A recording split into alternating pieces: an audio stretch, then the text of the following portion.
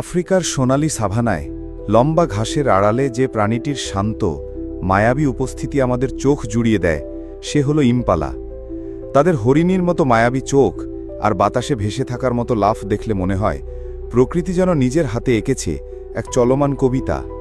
কিন্তু এই সৌন্দর্যের আড়ালেই লুকিয়ে আছে এক ভয়ঙ্কর রক্তক্ষয়ী বাস্তবতা, এক অদৃশ্য ফাইট ক্লাব যেখানে সিংহাসন দখলের জন্য চলে জীবন মরণ লড়াই।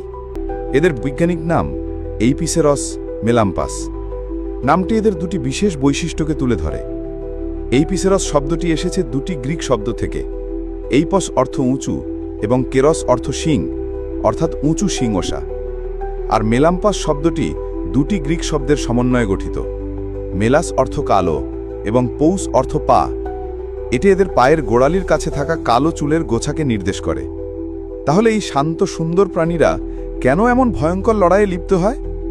এর উত্তর লুকিয়ে আছে জীববিজ্ঞানের সবচেয়ে মৌলিক দুটি চালিকা শক্তির মধ্যে, আধিপত্য এবং প্রজনন।